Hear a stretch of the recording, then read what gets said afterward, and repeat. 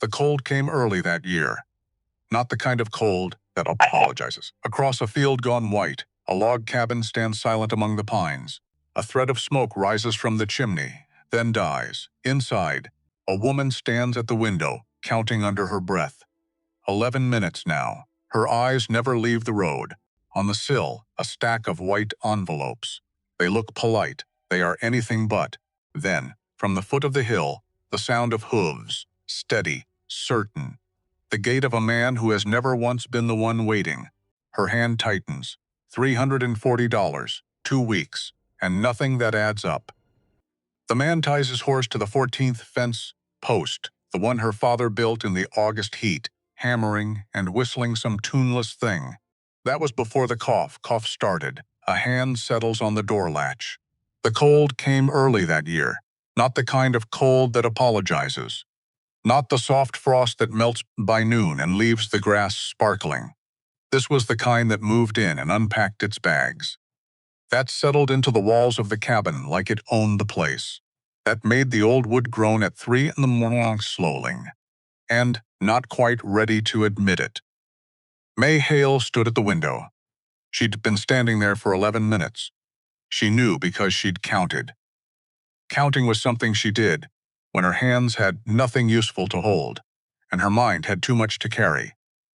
11 minutes of watching the road. 11 minutes of watching the gray sky pressed down on the pines like a lid being sealed shut. And then he came. Garrett, she didn't need to see his face to know it was him. She knew the horse. A big brown gelding with a white fleece and the kind of casual, unhurried stride that belonged to a man who'd never once been the one waiting, who'd always been the one arriving. The one with the paperwork. The one with the pen already uncapped. He tied the horse to the post nearest the gate. The 14th post. May knew it was the 14th because she'd counted those two.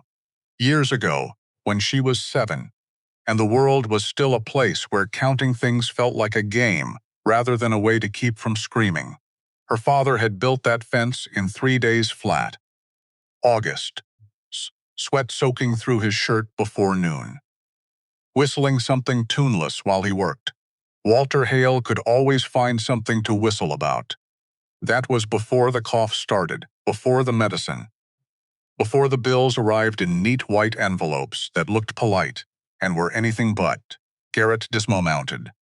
He had the walk of a man who'd foreclosed on a dozen families that season and hadn't lost a single night of sleep over any of them. Unhurried, deliberate. The leather satchel under his arm bulged with papers. Legal words on legal paper that all meant the same thing in any language. "You're done, May," her mother's voice. From the doorway to the back room, thin as paper. "Your father's asking." She didn't turn yet. One more second at the window. One more second of standing between what was coming and the man in that back room, who couldn't stand up to face it himself. Not anymore. Not since the illness had taken his legs and his lungs, and left only his mind perfectly intact, perfectly aware, perfectly helpless. Cruelest thing about consumption. It kept the mind sharp. She turned. The back room smelled of camphor and wool blankets and the particular sweetness of sickness that no amount of open windows could clear. Walter Hale lay propped against pillows that had gone gray from 43 years old.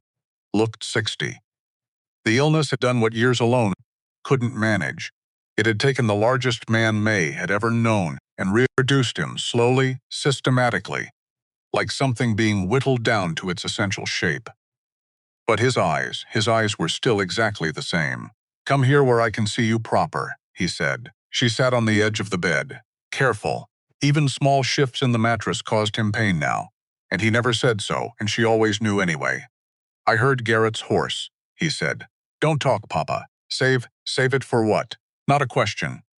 A statement, delivered without bitterness, which somehow made it worse.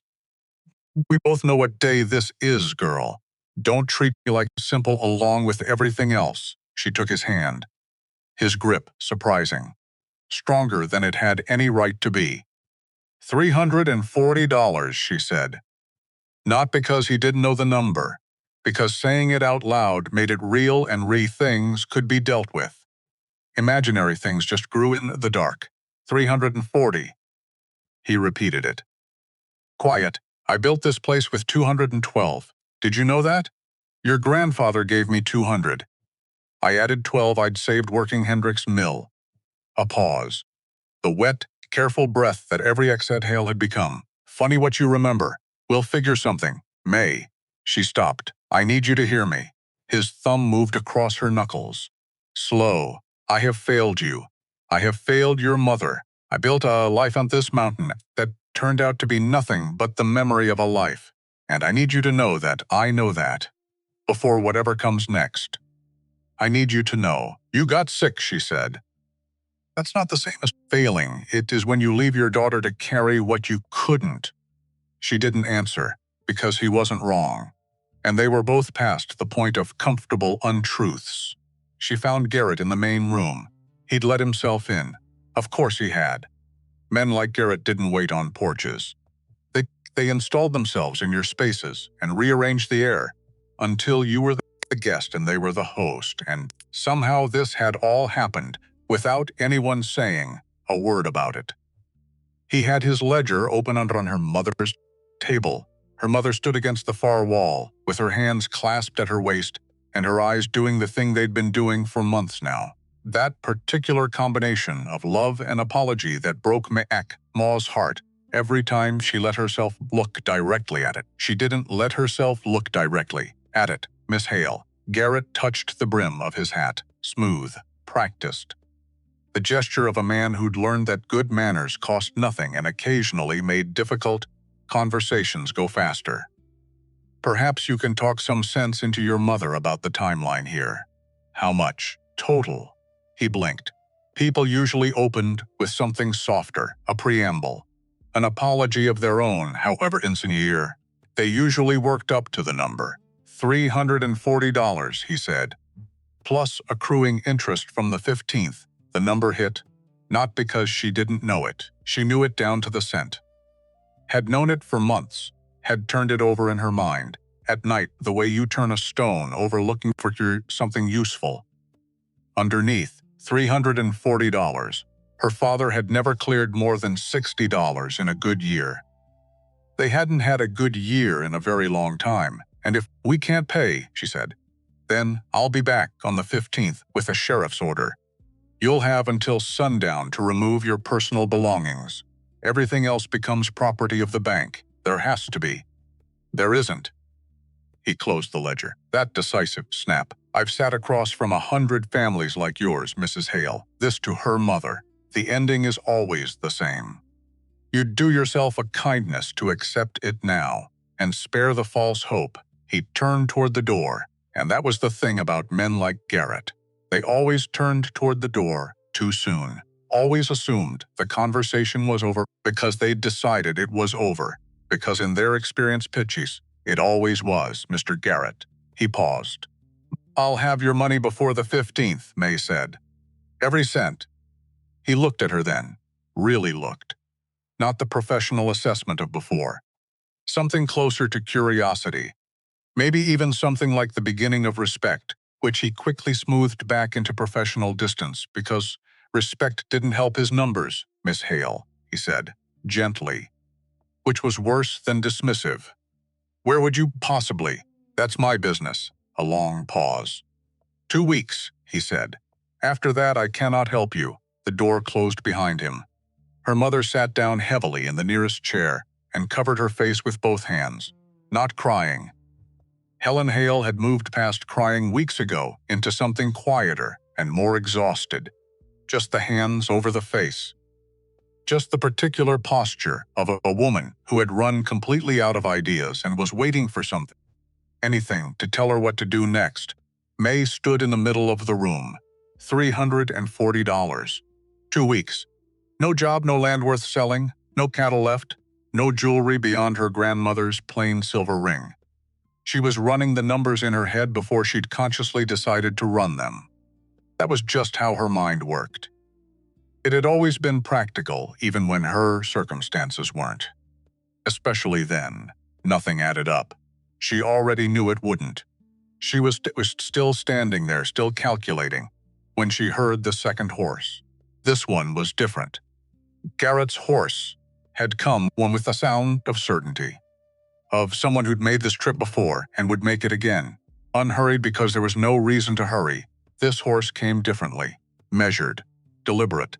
The hoofbeats of something built to distance rather than display. May went to the window. The rider was tall. That was the first thing.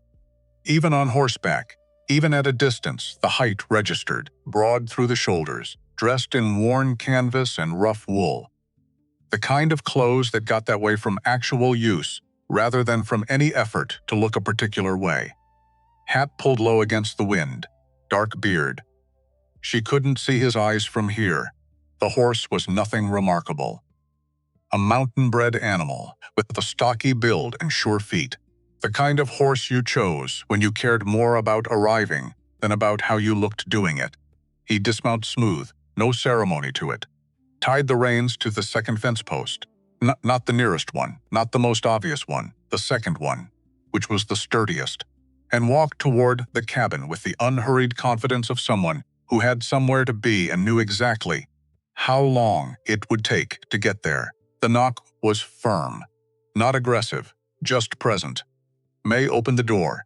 Up close, he was younger than she'd expected, 30, maybe 32. The beard added years that his face didn't actually have, and his eyes, gray. The kind of gray that could be cold or careful, depending on which way the light was falling. She couldn't tell yet which one it was. He looked at her. Not the way Garrett looked at her. Not assessing value. Not calculating. Just looking. Taking in information the way you do when you actually need it, Miss Hale, he said. His voice was low, roughened by wind and altitude, and probably by not using it very often. Who's asking? Eli Cross. A pause. I have a proposition. She waited. Her mother materialized at her shoulder. If this is about charity, it isn't. His eyes didn't move from May's. It's a business arrangement. May I come in? Every pass of common sense, she had said no. Strange men didn't appear at isolated mountain cabins with business propositions, especially not for unmarried women, with no one to intervene if things went wrong. Especially not in the middle of a crisis that made you desperate enough to hear things you'd normally never entertain. Especially not then. 5 minutes, she said, and stepped aside. He didn't sit when offered. Instead, he stood with his back to the far wall, the position that let him see both the door and the windows without appearing to be watching either. May noticed it, remembered it. Said nothing. I'll be direct, he said. I need a wife, you need money, I'm prepared to pay off your family's debts in exchange for marriage. The silence that followed had weight. Her mother found words first. That is absolutely. $340, Eli said. He reached into his coat, produced a bank draft, set it on the table, plus enough to carry your family through the winter. No conditions on the money. It's yours regardless. The marriage is a separate matter. May looked at the draft, looked at the number on it, $400. She read it twice, because her brain kept trying to make it smaller than it was. Why? She said. He looked at her. Why me? Why this? She gestured at nothing in particular. The cabin, the circumstances, all of it. You're not old. You're not obviously broken. There are women who'd marry you without the transaction. Something moved in his expression. Quick, gone before she could name it. I value honesty over performance, he said. A business arrangement is clear. No false expectations. No manufactured feelings that fall apart after the first bad winter. I know what I need. You know what you need. That's more than most people have when they start. What do you need? A wife who can manage a household in difficult country. Someone who understands that survival requires more than sentiment. He paused. Choosing. Someone who won't flinch. That's still not an answer. It's the only one I have today. May's mother stepped between them, both hands up. May, put that draft down. You don't know this man. You don't know where he comes from or what he is or... We know where we're going if he leaves, May said quietly. Helen stopped. They looked at each other, mother and daughter. Both knowing the same arithmetic, both knowing it didn't work. Mady turned back to Eli Cross. "I'll need to see where I'd be living," she said.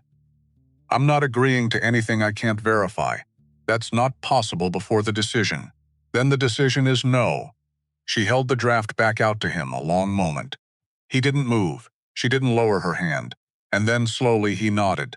"I can tell you this much," he said. "The home is remote, the work is real. You won't lack for shelter or food, or your own space. I'm not looking for a servant." A pause. "I'm looking for someone who can stand next to me and not need me to explain everything twice. That's not enough information. It's what I'm offering." He reached into his coat again, set another card on the table beside the draft. "I'll leave both here. You have until tomorrow evening. If you decide yes, 1 bag. North Crossroads, dawn. The day after tomorrow." He moved toward the door. "If you don't come, I'll understand. And the money?" Her mother again. "If she agrees. What happens to it?" He paused at the door. "Didn't turn, debt gets paid whether the marriage works out or not. That's not a negotiating point." Now he turned, met May's eyes one final time. "I keep my word, Miss Hale. It's about the only thing I've always been certain I could say about myself." The door opened, the door closed, and the cabin was quiet except for the sound of that mountain-bred horse moving back up the road at the same measured, deliberate pace it come. May looked at the bank draft on her mother's table for a long time. Then she went to her father. He already knew something had happened. He could tell by the quality of her footsteps coming down the hall. Walter Hale had been listening to his daughter's footsteps for 22 years, and he knew every variation. The flat, determined stride meant business. The quiet one meant grief. The one that came now, heavy and careful and a little slower than usual, meant she was carrying something she hadn't decided what to do with yet. "Tell me," he said. She told him everything, every word she could remember. The draft, the proposition, the terms that weren't really terms, just facts. She sat on the edge of his bed and laid it out the way she'd learned to lay out difficult things, plainly, without decoration, without asking him to feel any particular way about it. When she finished, the room was quiet. "A man named Eli Cross," Walter said. "Yes, I don't know the name." "I don't either. What did he look like?" She thought about it. "Like someone who spends more time in the mountains than in towns. Like someone who's used to being watched and doesn't much care about it either way." She paused. He stood with his back to the wall. Her father was quiet for a moment. "That's a habit," he said. "Not a casual one, no." Another silence. The particular kind that Walter Hale used when he was thinking hard and didn't want to waste words on the thinking part. "What does your gut tell you?" he said finally. "My gut says I don't have enough information. That's your head." "What does your gut say?" She thought about the way Garrett had left. The way the front door had hit the frame. The certainty he carried. The comfortable certainty of a man who knew he'd already won. And then she thought about the way Eli Cross had looked at her. Not through her, not past her, at her. Like she was a person with information he actually needed. "My gut says he's not lying," she said. "I can't tell you anything beyond that." Walter's hand found hers again. Same grip, same surprising strength. "A man tells you he values honesty over romance," he said slowly. "You want to know what that tells me?" "What?" "It tells me he's been lied to. Probably more than once. Probably by people he trusted." His thumb moved across her knuckles. "That's not a red flag, May. That's a wound. And wounded build walls. But they also, if they're the right kind of wounded, they tell you about the walls. Because they'd rather warn you than trick you." She hadn't thought about it that way. "He might be dangerous," she said, playing the other side. "Because someone had to. So is staying," her father said simply. "We lose the land. We lose the cabin. Your mother ends up dependent on charity or family that has nothing to spare. That's dangerous, too." Just the slow kind. She looked at their joined hands. His, thin and translucent with the illness. Hers, rough from the work she'd been doing since she was 15. "I want you to do something for me," he said. "If you go, if you decide yes, Papa. Listen, I want to keep some money hidden. Always. Not a lot. Enough. Learn the land wherever he takes you. Learn it better than he knows it if you can. Make yourself essential, not because you're afraid, but because capable people are always safer than dependent ones. A pause for breath. And remember, a contract works both ways. He's buying your presence, not your soul. There's a difference. You make sure he knows you. Know the difference. She almost smiled. Even here. Even now. Teaching her how to survive. Where did you learn all that? She asked. From watching what happened to women who didn't know it, he said. I paid attention. She leaned down and pressed her forehead against his hand. Stayed there for a moment. Just that. The night was long. Her mother paced the kitchen until past midnight, not angrily. Just because stopping meant sitting still with it. And Helen Hale had never been good at sitting still with things that hurt. You can't, she said, for the 4th time. Or the 5th. May, you cannot go off into the mountains with a man you met this afternoon. This is not how things are done. How things are done hasn't been working out very well for us. Don't be smart not being smart. I'm being accurate. Her mother sat down. Finally, heavily. At the kitchen table, where the bank draft still sat in the middle of everything like an accusation. I dreamed about your wedding, Helen said. Quiet now. Since you were small, I had the whole thing planned. The dress. Your grandmother's dress. Let out and taken in to fit you. And the church and the flowers from the garden if we could manage it. And someone decent, someone from around here who knew us and knew your father and… She stopped. I didn't dream it like this, I know, Mama. What if he hurts you? Then I leave. The money is paid either way, he said so. I come home. What if there's no home to come back to? May had no answer for that. The cabin would still be Garrett's problem by the time any letter could arrive. That was the truth, and they both knew it. She reached across the table. Put her hand over her mother's. I would rather face something uncertain, she said, than watch us drown slowly in something certain. Her mother looked at her for a long time. When did you get so old? She said finally. About 5 years ago, May said. Give or take. She spent the next day in a particular kind of suspended time. Moving through tasks, mending, checking the stove, bringing her father his noon broth, while some back part of her mind turned the decision over and over like a stone in a river, looking for the sharp edges. Looking for the place it would cut her, she packed one bag, her grandmother's sewing kit, 3 changes of clothes, the practical ones, not the good ones. Her father's watch stopped at 4:10 for the past 2 years, because no one had remembered to wind it until after it was already too late. A small leather journal with most of the pages still blank, and the hatchet from the barn. She wasn't entirely naive. 3 neighbors came by during the day. Sarah Pruitt from 2 miles east, with her bras right, with the particular excitement of other people's calamity. Old Thomas Birch, who mostly wanted to confirm the rumor before he spread it, and Meg Halloran, who was genuine in her concern and therefore the hardest to talk to. Is it true? Meg said. Eli Cross, the mountain man. I don't know who he is. May said. Neither does anyone else. That's the point. Meg lowered her voice. He comes down to Caldwell's store twice a year for supplies. Doesn't talk much. Doesn't explain himself. My husband tried to ask him once where he lived exactly, and he just looked at him. Like the question was interesting, and also not going to get an answer. What kind of supplies does he buy? Meg blinked. What? When he comes to Caldwell's. What does he buy? Is it one man's supplies or more? Meg thought about it.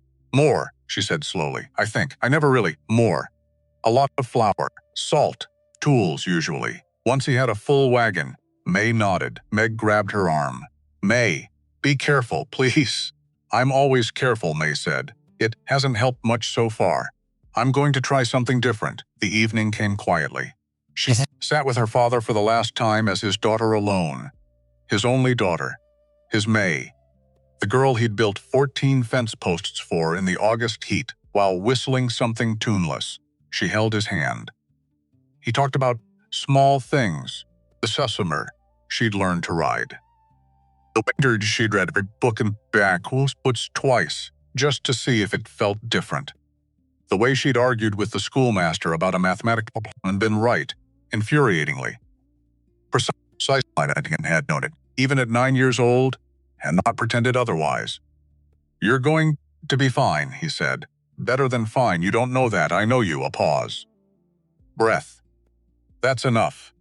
She kissed his forehead, stood in the doorway for a moment, memorized the room, the way the lamplight moved. The smell of camphor and wool and winter and love, all mixed together into the specific atmosphere of this specific room. Specific man. This part of her life that was ending whether she walked out the door tomorrow or not. "Go," he said softly, "and don't look back." Looking back never helped anyone. Dawn came gray and iron cold. May dressed in her warmest clothes. Dark blue wool dress. Her best, the one her mother had sewn 3 winters ago. Practical coat. Good boots. She pinned her hair up plain and looked in the small mirror above the wash basin, and the face that looked back was familiar and somehow changed at the same time. She recognized it. Same eyes. Same jaw. Same straight line of a mouth that people sometimes mistook for unfriendliness, when it was really just the absence of performed happiness. But something in the set of it was different. She'd made a decision. That kind of thing leaves a mark. Helen made breakfast. Neither of them ate much. They moved through the kitchen together, in that particular choreography of people who've lived in a small space for years.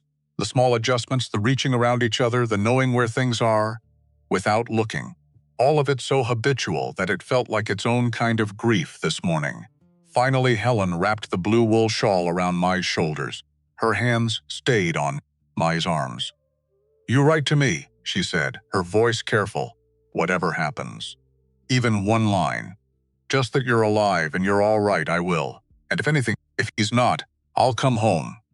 May covered her mother's hands with hers. "I promise." They both knew the promise was harder than it sounded. The cabin behind her. Her father's voice from the back room just audible. "Be brave, May, but not reckless. Be kind, but not soft. You hear me?" She heard him. She always heard. She walked out. She didn't look back. The north crossroads were Osfin, someone from the Hale property. A lonely junction marked by a weathered signpost and a cairn of stones that some long ago traveler had built for reasons no one remembered anymore.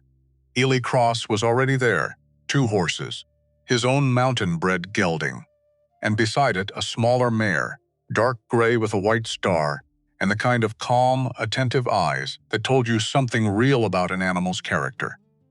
The mare was saddled, waiting, like she'd been told to expect someone. Eli had cleaned up since yesterday. His beard was trimmed. He wore a clean shirt under the heavy coat. It was as close to formal as someone like him probably got, and she appreciated that he'd made the effort without making it obvious that he had. "Miss Hale," he said. "I wasn't certain you'd come." "Neither was I," she said honestly. He almost smiled. "Not quite honest." "I appreciate that." He produced a small book and a folded paper from his saddlebag. "I had a circuit preacher draw up the paperwork. He's a 1/4 mile up the trail. If you're still willing."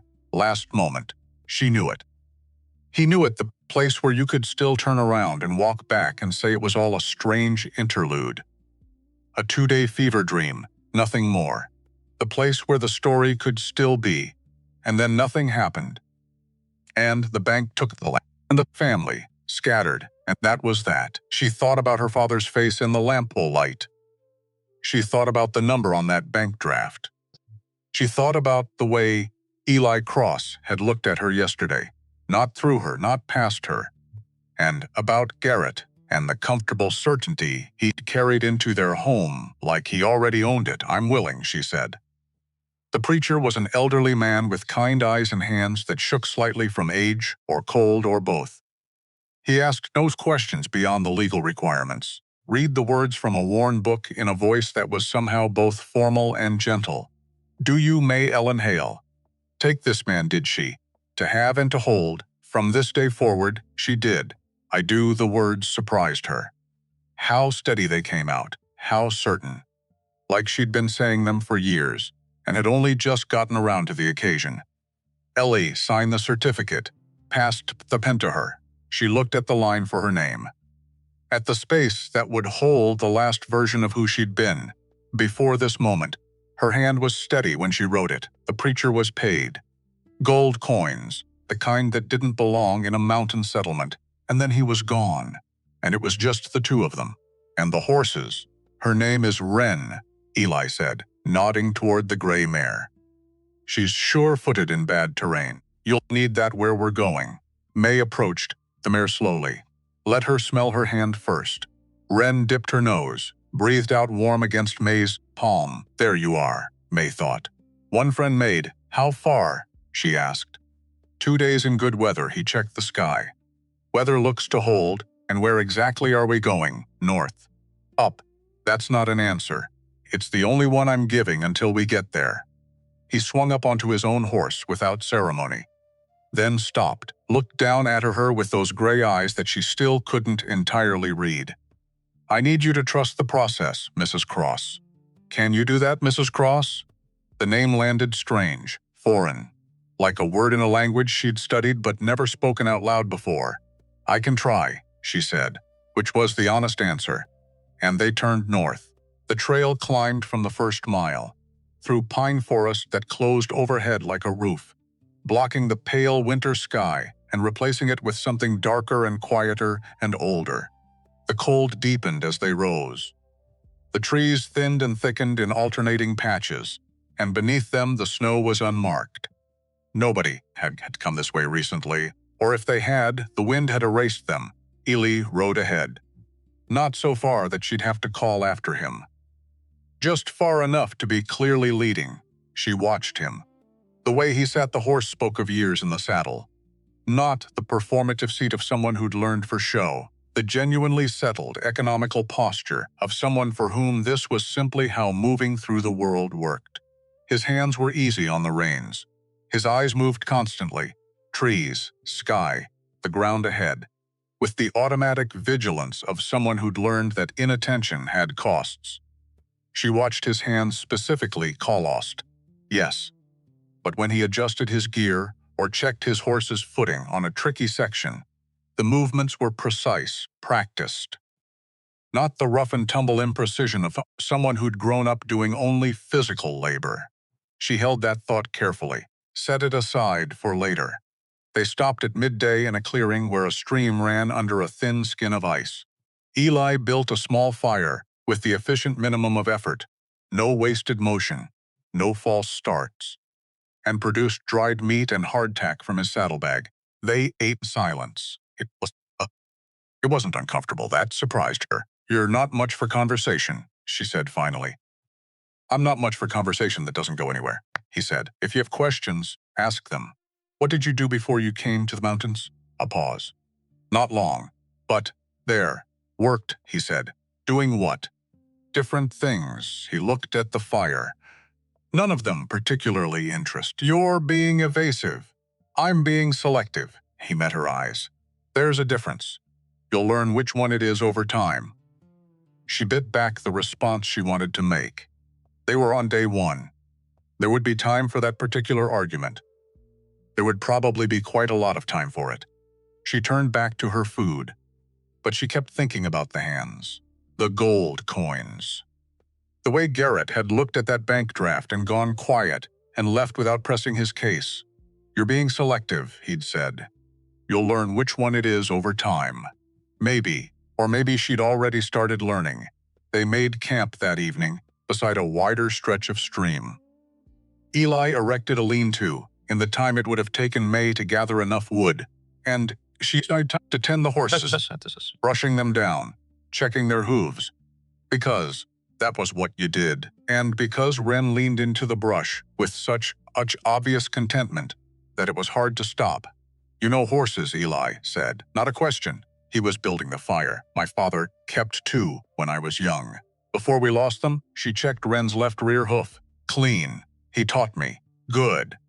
Not that must have been hard to lose them, or I'm sorry about your father. Just good. Acknowledgement of fact. She found she didn't mind it. Sentiment offered too early felt like pity anyway. They ate rabbit. He'd shot it earlier in the day and dressed it so quietly she hadn't noticed. and the fire pushed back the cold, and the mountains pressed in around them in the specific way mountains do at night, not threatening exactly, but reminding you of scale, of proportion, of exactly how small the circle of firelight was and how large everything else was beyond it. "You should sleep," Eli said. "Tomorrow's harder going. What about you? I'll keep watch for a while." Against what? He looked at her across the fire, half in shadow, old habits, and then he looked away. She woke before dawn. He was already up, coffee on the rebuilt fire. He handed her a tin cup without being asked, and she wrapped both hands around it and looked at the sky going from black to the particular deep blue that comes just before the gray. She hadn't slept well. Too much thinking. Too many questions turning themselves over in the back of her mind, while the front of her mind tried to rest and failed. "How are you, Eli Cross?" Not a question she could ask yet, not directly. But she thought it. She thought it, and she drank her coffee. And she watched the dark begin to lift. And she told herself what her father had always told her. When a problem was too large to see all at once, start with what you know. You can get to the rest. From there, what she knew. He was 30-something. He lived in the mountains deliberately, not from lack of options, but from something that looked like choice. He had money. More than his appearance suggested, considerably more. He spoke like someone educated, moved like someone trained. He paid in gold and made men like Garrett go quiet, and he'd spent enough time watching her before approaching that he'd been able to say, "I watched you stand up to Garrett," without flinching, like he'd been there, which meant he had been there somewhere nearby, watching. She filed that under. Important unresolved. Return to later, time to ride, Eli. They broke camp, and they climbed. The trail narrowed as the morning went on. In places it was barely wide enough for a single horse. The drop to the left fell away sharp. The mountain to the right pressed close. May's hands went white on Wren's reins, and Wren moved with calm, patient certainty, each hoof placed exactly right. No drama, no hesitation. "Don't look at the drop," Eli said from ahead. "Look at where you want to go. Trust your feet." May looked forward, loosened her grip. Wren stepped even more smoothly. Good advice, she thought. Probably applies to more than the trail. They climbed for hours. The air grew thinner and colder and sharper, the kind of air that woke you up, even when you didn't want to be woken. And just when she thought they couldn't possibly go higher, the trail leveled and opened. The valley appeared below them, like something that had been deliberately hidden, a secret kept by the mountains for their own reasons. Hemmed in on all sides by peaks that were already white at the top, green still at the lower elevations, the dark evergreen of pines and fir, and winding through the center of it all, a creek that caught the afternoon light and threw it back, and buildings, actual buildings. Not one, not two, a lodge structure of timber and stone set on a rise, barns, outbuildings, a workshop with smoke coming from its chimney.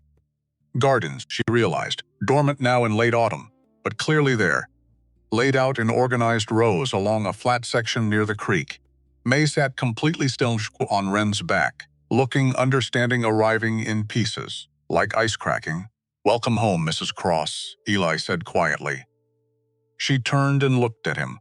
He wasn't watching the valley. He was watching her, looking at her face with the same careful attention he'd given her at the cabin door yesterday. Taking in information, measuring. "You live here," she said. "Yes, with." She looked back at the buildings. The smoke, the scale of it with how many people depends on the season. In winter, about 20. Not a hermit's retreat, not a solitary man's hiding place, a compound, a working enterprise.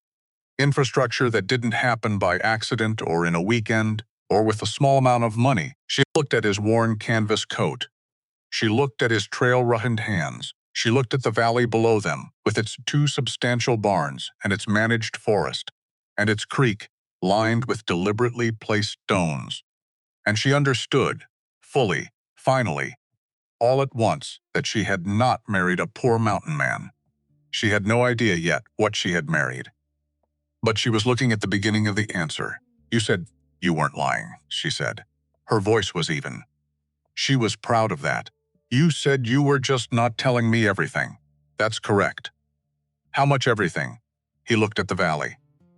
Then, back at her enough to keep the conversation interesting for a while, he said. And he touched his heels to his horse and started down the slope. May sat there for 3 more seconds. "Be brave," her father's voice said, "but not reckless." She pressed her heels to Wren's sides, and she followed. The valley had its own weather. May learned that in the first week. Down in the settlements, when the sky went gray, you could see it coming from a long way off. You had time. Time to bring the animals in. Time to close the shutters. Time to prepare. Up here, the storms arrived without announcement. 1 hour, the sky was clear and hard and blue as a rifle barrel. The next, clouds were pouring over the eastern ridge like something being poured from a bucket. Fast, purposeful. Like the mountains had been saving it up and decided all at once to spend it.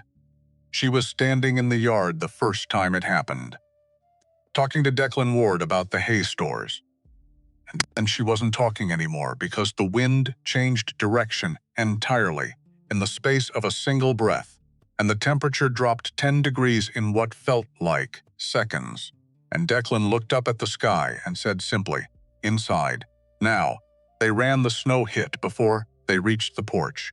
May stood in the doorway of the lodge, breathing hard, watching the world go white in 30 seconds flat, and she thought, "This is where I live now." A place where everything can change before you finish a sentence. She wasn't sure yet whether that terrified her or suited her perfectly. Probably both. The first weeks organized themselves around observation. That was how May had always learned things. Watch first, ask second, touch third. Her father had taught her that with horses, and it had turned out to apply to most things worth understanding, so she watched. The compound ran on a schedule that nobody seemed to have written down, but everybody seemed to know. Before light, Declan Ward and 2 others checked the timber operations on the valley's north face. By sunrise, the workshop open, smoke from the chimney, the particular sound of metal on metal that meant something was being repaired or built or improved. Breakfast at the lodge at 7 sharp, not optional, not a suggestion. May watched how the men moved around Eli, not with the wariness of people who feared their employer, not with the false warmth of people performing loyalty. Something quieter, something that looked like respect, actual respect. The kind that gets earned rather than assumed. She watched him during breakfast. He sat at the same end of the long table every morning, ate what everyone else ate, asked questions about the work, specific questions, the kind that told you he already understood the answers and was checking whether you did too. He listened when the answers came back, really listened. Not the listening of someone waiting for their turn to speak. And she watched how he was with Bertie, the housekeeper, who had the manner of someone who had seen a great deal and judged very little, and would tell you the truth even when you hadn't technically asked for it. Bertie had worked for the Cross family since Eli was 7 years old. She called him Eli when no one important was listening, and Mr. Cross when they were. She refilled his coffee before he asked and removed his coat when he forgot to, and occasionally, in a voice like a door closing firmly, told him he was wrong about something. And he listened to her.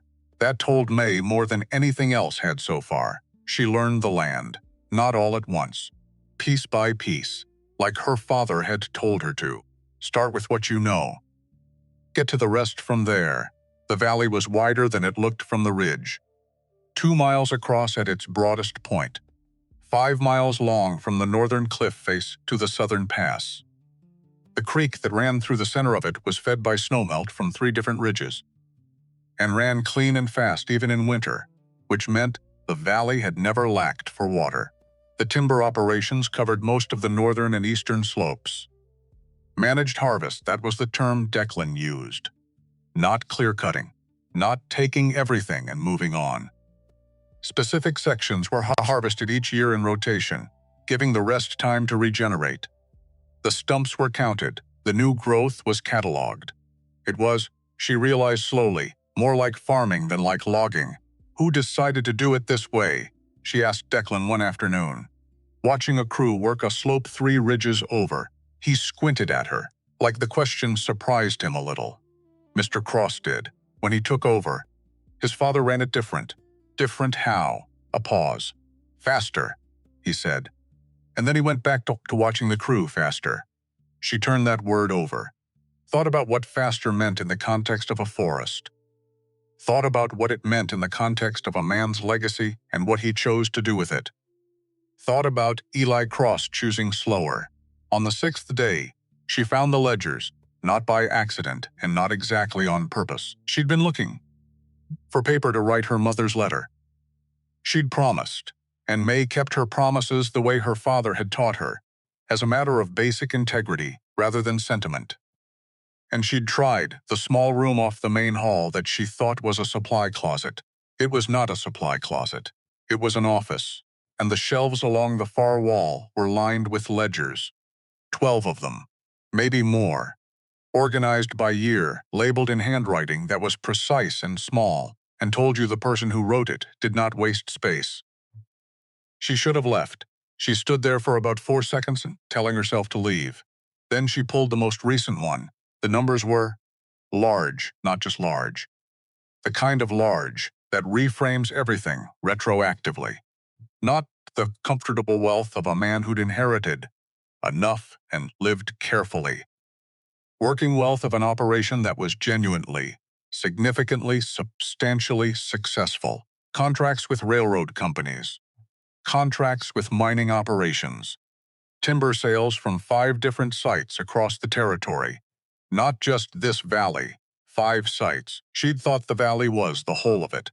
She'd looked at the compound and thought, this is what he has. This was not what he had.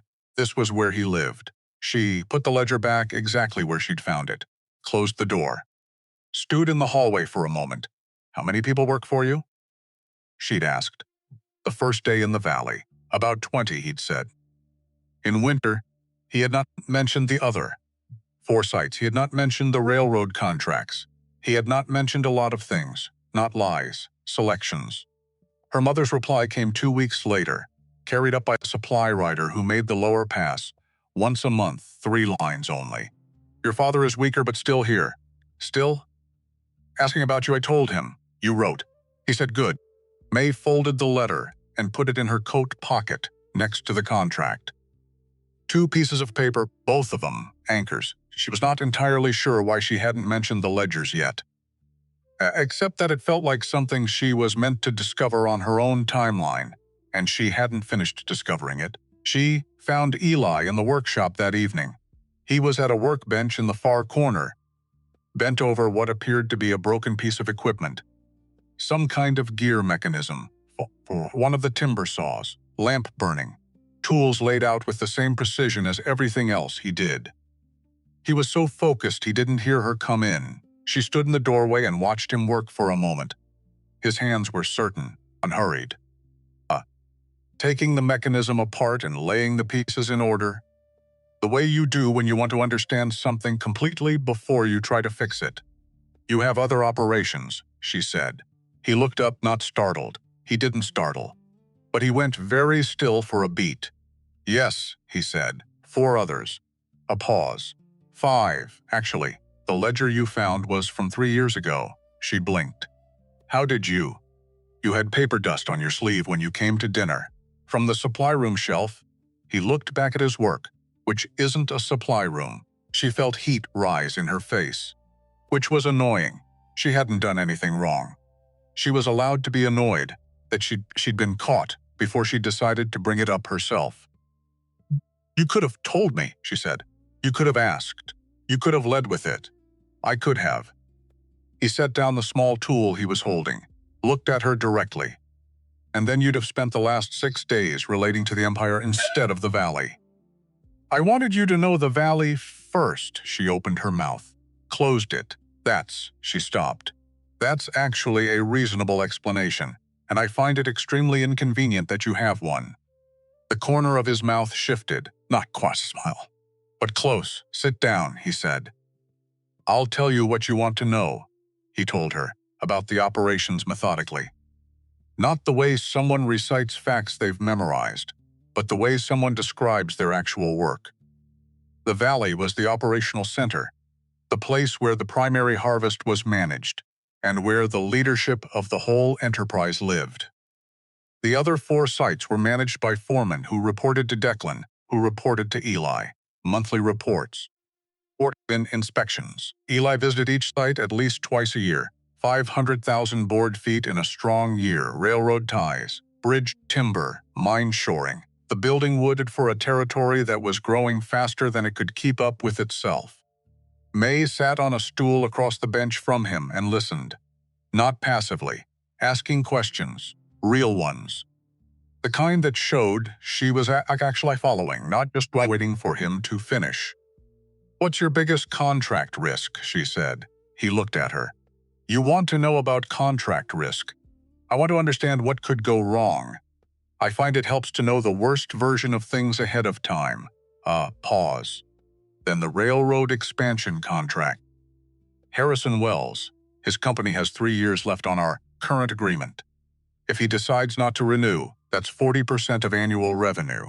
What would make him not renew? Instability. Any suggestion that the operation isn't being managed well. He values consistency over everything else, and what threatens consistency right now. Ellie was quiet for a moment. Longer than the others, my uncle, he said. She'd heard the name before. Raymond Cross, in pieces. From Bertie Mosley, who mentioned it the way you mention weather. Factually, without editorial, but with the clear implication that the appropriate response was to take it seriously and prepare accordingly. Now Eli told her the whole of it. Raymond Cross, 54 years old, Harlan Cross's younger brother. For 20 years he'd been part of the family enterprise in a peripheral way, involved enough to feel. The actual, entitled to have no real understanding of it, rare understanding of it. When Harlan Cross was still healthy, Raymond had been manageable. Harlan kept him at a distance with a combination of financial stipend and deliberate exclusion from anything that actually mattered. Then, 11 years ago, a discrepancy in the books, a significant one, traced back to Raymond without much difficulty because Raymond, it turned out, was not nearly as clever as he believed himself to be. Harlan had him removed, formally, cleanly, legally, cut off. Raymond had contested it then, lost. 3 years ago, Harlan died and left everything to Eli. Raymond contested again, lost again, and now, he's found a different approach, Eli said, which is, he has a document. A contract, my signature on it, arranging a side deal with a competing railroad contractor, under-the-table pricing. The kind of arrangement that would void our contracts with Wells, and several others if it were real. May frowned. Is it? No, then your signature is forged. Yes, convincingly. Convincingly enough that I couldn't tell immediately when I saw it, and I know my own handwriting. She sat with that for a moment. The particular discomfort of it. Someone had been close enough, careful enough, patient enough, to replicate Eli's signature perfectly. That wasn't something you did in a hurry. That was something you planned. Who helped him, she said. Ellie's jaw tightened. Just slightly. Just enough. I don't know yet, he said, which was not the same as no one, and they both knew it. He's calling a stakeholder meeting, Eli continued. Denver. He wants to present this to the investors, Wells. The others. In front of a territorial official. He's framing it at a cover concern, questioning my competence, my judgment, the stability of the operation. A pause. He wants to be appointed as co-administrator. Once he has access to the finances, he bleeds it out, May said, within 2 years. Then blames the market conditions when it collapses. She looked at him. He's done this before. Not to me, but to... Yes, there's a pattern. Eli picked up the small tool again, turned it in his fingers, not using it, just holding something. My father bailed him out twice. The second time, my father told him there would not be a third. Raymond spent the next decade deciding that was an injustice. When is the meeting? 10 days. Which means we leave in 3. We. She noticed it. Didn't say so. Let it sit. You need me there, she said. I'm asking you, he said. There's a difference. She thought about her contract. Folded in the inside pocket of her coat. The one she carried because her father had said to carry money she controlled, and know the terms she'd agreed to, and never let anyone make her forget either. Partnership, the contract said. Not ownership. Tell me everything I need to know, she said. About Raymond. About the investors. About what I'm walking into. He looked at her across the work table. Something shifted in his expression. Slow and careful, and relieved, she thought. Something that looked a lot like relief. Starting tomorrow, he said. We'll go through it all, tonight, she said. We have 3 days. Start now. They worked until past midnight. He spread everything across the large table in his office. Maps, ledgers, contracts, correspondence, the notes his attorney Lawrence Holt had been compiling for the past 6 weeks.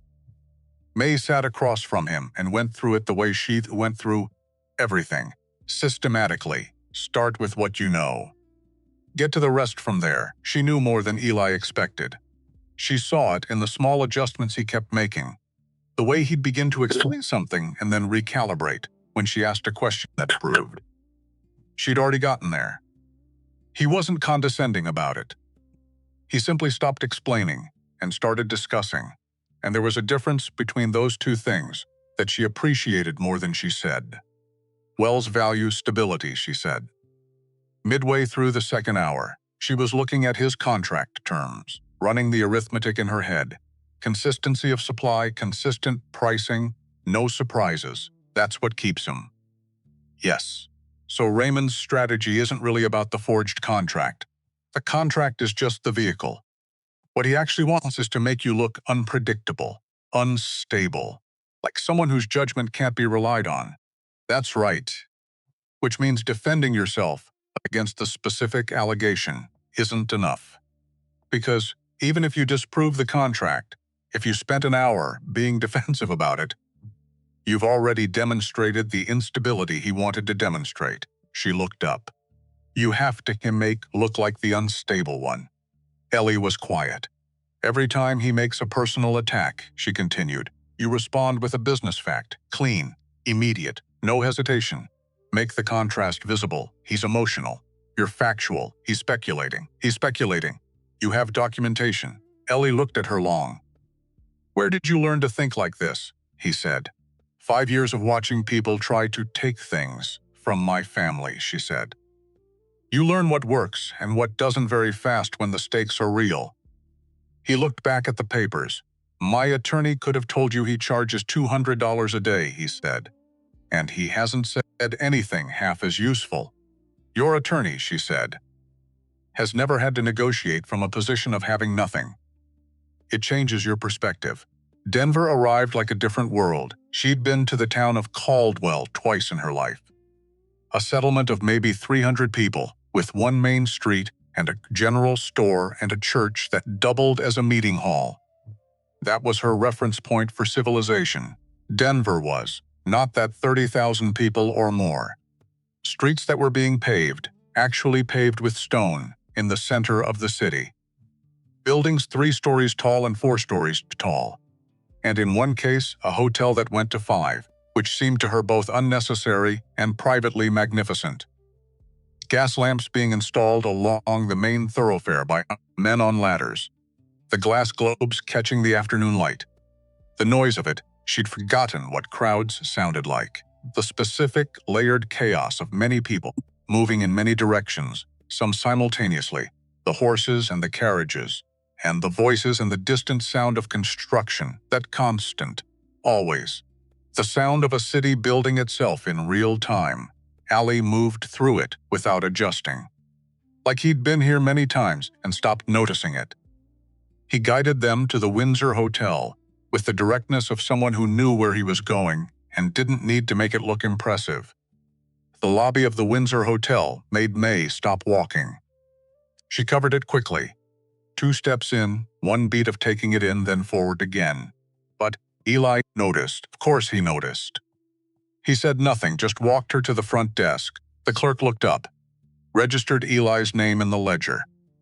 His demeanor shifted in a way May had started to recognize, the subtle reorientation of a person who has understood that someone they were treating as ordinary is not, in fact, ordinary. Mr. Cross.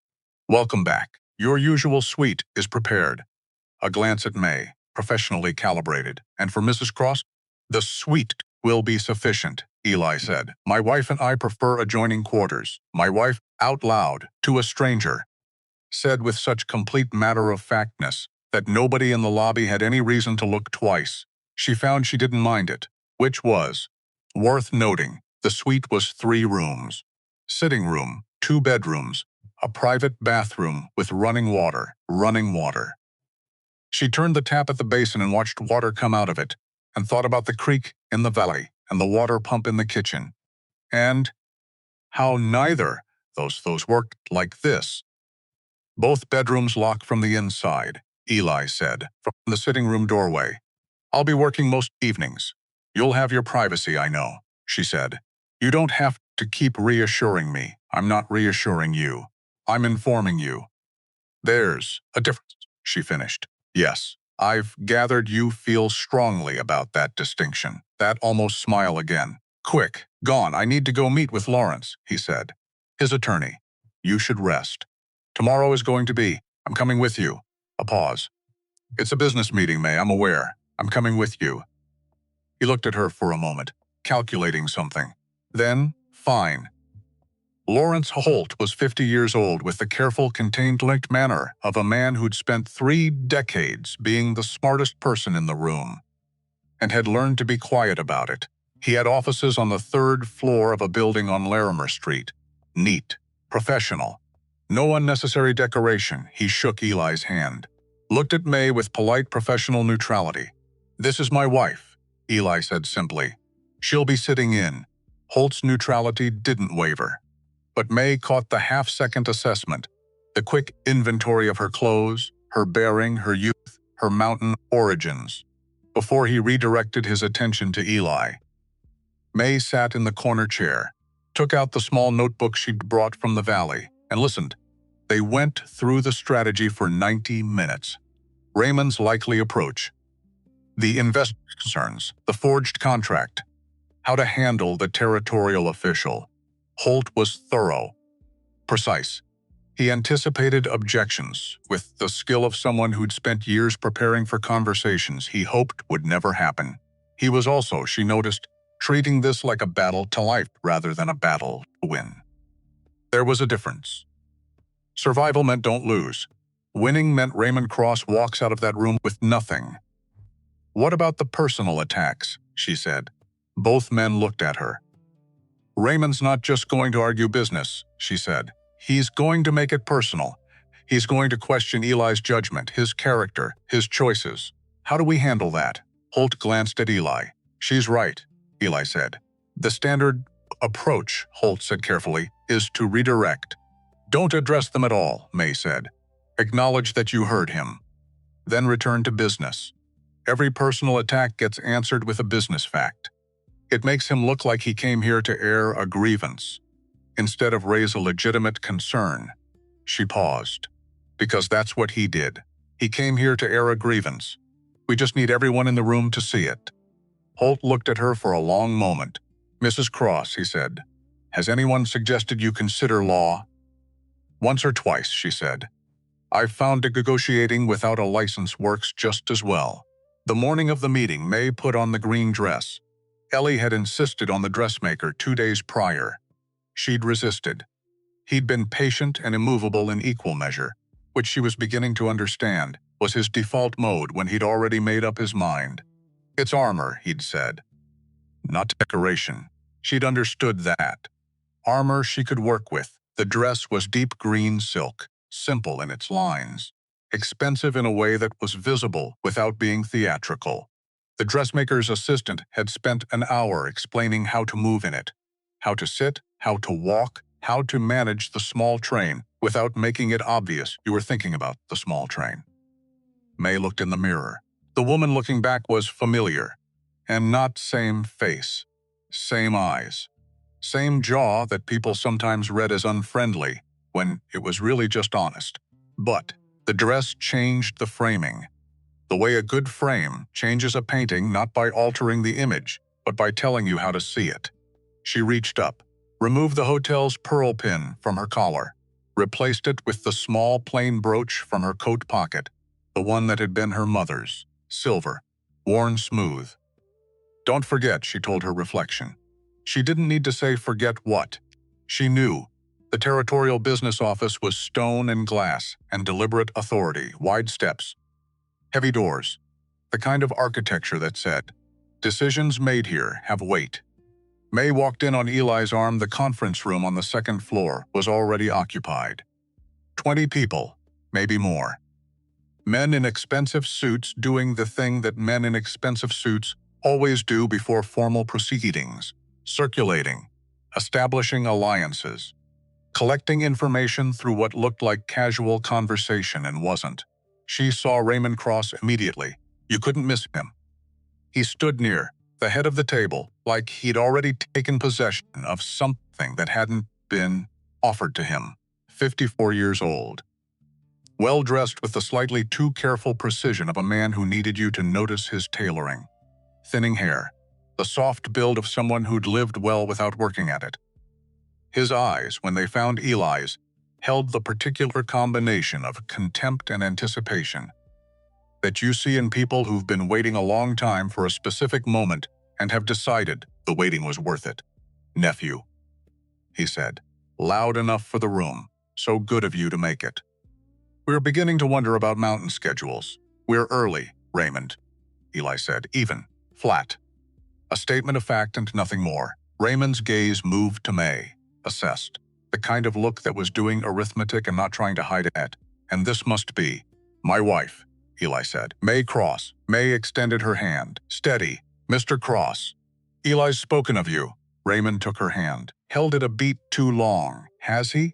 I imagine. His smile was practiced. Quite the sudden arrangement, wasn't it? The wedding. Most of us heard rather after the fact. We prefer to keep personal matters personal, May said pleasantly. I imagine you understand that. Something moved in his eyes. Quick, gone. She'd landed something. She wasn't sure exactly what yet, but she'd landed it. The meeting convened. The territorial commissioner, a silver-haired man named Aldridge, who had the careful neutrality of someone paid to appear neutral, took his seat at the head of the table. The investors arranged themselves at the far end. Harrison Wells, conservative in dress and expression, his face doing the deliberate work of revealing nothing. Vivian Ashford, elegant in severe charcoal wool, the only other woman in the room, watching everything with the attention of someone who charged for her attention and made sure she earned the fee. Richard Blackwood, the Eastern money, younger than the others, with the restless energy of someone who'd arrived at wealth fast and was still calibrating what to do with it. May sat beside Eli and looked at each of them once. Kept what she saw. Raymond stood and laid it out in 3 parts. Efficiency losses from Eli's revised logging practices. Alienated partners due to what Raymond called idealism over practicality, and delivered with the particular relish of someone who'd been saving it. The forged contract, produced with theatrical timing from his inside breast pocket. The room went still. May watched Wells, watched Ashford, watched Blackwood, watched their faces do the work of assessing. Is this credible? Is this real? Should I be concerned? Now, she thought. Right now is the moment. Ellie started to speak. She put her hand briefly on his arm. 1 second. Just enough. Then she stood. The room turned to look at her. 20-odd people. All of them uncertain why the wife was standing. Commissioner Aldridge, she said. May I? Aldridge glanced at Eli. Eli nodded once. Mrs. Cross, Aldridge said. Go ahead. My husband will address the business concerns directly, and the numbers will speak clearly. She kept her voice level, unhurried. But I want to address something first. That contract, she nodded toward the papers in Raymond's hand, was not signed by Eli Cross. I know this not because I'm his wife and feel obligated to defend him. I know this because I have spent the past several weeks going through every contract, every agreement, every document bearing his signature in connection with this operation. The handwriting is close. It is not exact.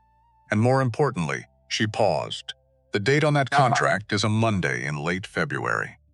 Eli was at the northern site with 6 workers and Declan Ward on that date. I have the site log if anyone would like to see it. She sat down. The room was quiet.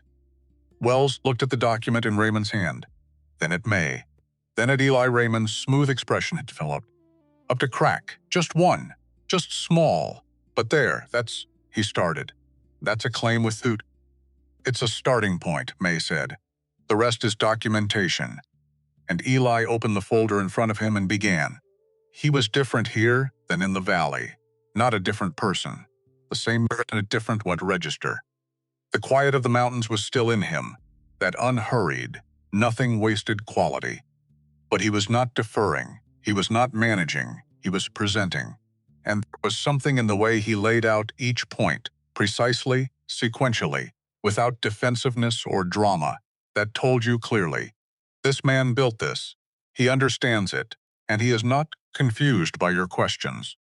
The profit margins, the sustainability data, the projected harvest timelines that extended well beyond anything Raymond's approach would have allowed, the worker injury rates under Eli's management compared to the industry average, the retention numbers, the fact that 3 of his 5 foremen had been offered more money by competitors and had stayed. Wells asked questions. Eli answered them directly. Ash was to ask sharper ones. Eli answered those too. And once, just once, May added a clarifying figure that Eli had cited from memory slightly differently than the ledger showed, and corrected it in 2 words and went back to listening. Ashford looked at her when she did it, a long look. Quiet and assessing. The kind of look from a woman who was weighing something carefully. Raymond tried several times to reinsert himself. Each time, Eli answered whatever professional point Raymond raised with a factual response and moved on. No emotion, no engagement with the personal undertones. Just facts, returned cleanly.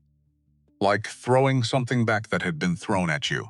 And then, the fact remains, Raymond said, louder now, pulling at the professional edges of the conversation, that my nephew has demonstrated repeatedly questionable judgment in his personal life. A sudden, unexplained marriage to an unknown woman, an obsession with practices that cost money in the short term, an unwillingness to expand or take on new partners. These are the behaviors of a man who is either hiding something or fundamentally unsuited for the responsibilities he's been given. The room turned to May, because of course they did. She was the evidence he just put on the table. She felt it. The weight of 20 pairs of eyes. The particular discomfort of being made into a symbol by someone who'd never asked your permission. She let the silence sit for exactly 3 seconds. Mr. Cross, she said, quietly enough that people leaned slightly forward. You have described my origins as unknown. I'll save you the investigation. I grew up in a mountain settlement. My father was a rancher who spent 5 years ill before he died. My family had very little money and a great deal of debt. I married Eli, knowing exactly what I was agreeing to and why. None of that is a secret, because I have nothing to be ashamed of. A pause. What I'd like to understand is what any of that has to do with the timber contracts. Silence. Because from where I'm sitting, she continued, you came here to discuss business. And then, when the business discussion didn't go the way you'd hoped, you started discussing my husband's wife. She looked at Raymond directly. That seems like a problem with your argument.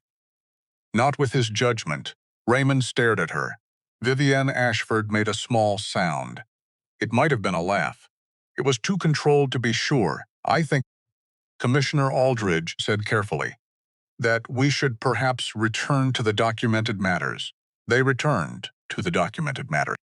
And those matters, laid out cleanly, and with the particular finality of numbers that had been checked twice, told a story Raymond Cross not wanted told in this room. The operation was profitable, more profitable than it had been under Harlan Cross. Wells asked his final questions, received his final answers. sat back. Ashford was writing something. Blackwood was leaning forward with the expression of a man arriving at a conclusion he found genuinely interesting. The commissioner thanked everyone, said he saw no grounds for the intervention being requested. Raymond Cross sat very still, then he stood, and without a single word, he picked up his papers and walked out of the room. The room shifted, the way rooms do after something has resolved. The tension that had been present since the beginning, visible only in retrospect, simply dissipated, like air going out of something. Wells crossed the room to Eli, shook his hand, said something brief and professional about continued confidence in the operation. Blackwood followed with more enthusiasm, and a question about expansion plans, and Vivian Ashford moved toward May. She was not quite what May had expected close up. There were photographs in some of the newspaper clippings Eli had shown her, made her look formidable in a composed, remote way. In person, she was formidable, differently. The composure was real, but there was something warmer in it than the picture suggested, something that had lived a more complicated life than the official record implied. That was well managed, Ashford said. I told the truth, May said.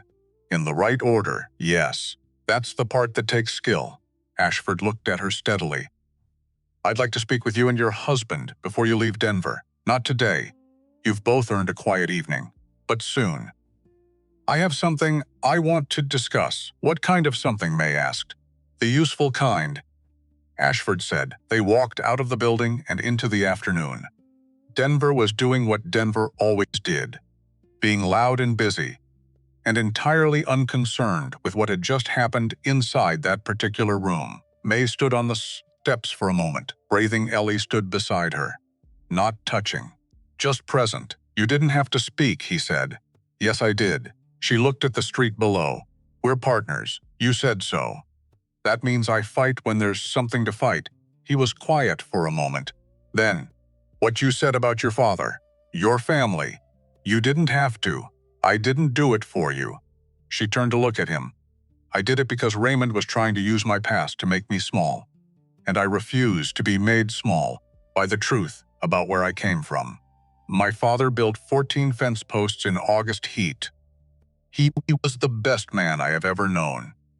I'm not ashamed of a single thing about my life before you. Ely looked at her. Something in his expression that she didn't have a word for yet. Something she'd been watching build for weeks, carefully. Like a man who doesn't trust himself to move too fast towards something he wants.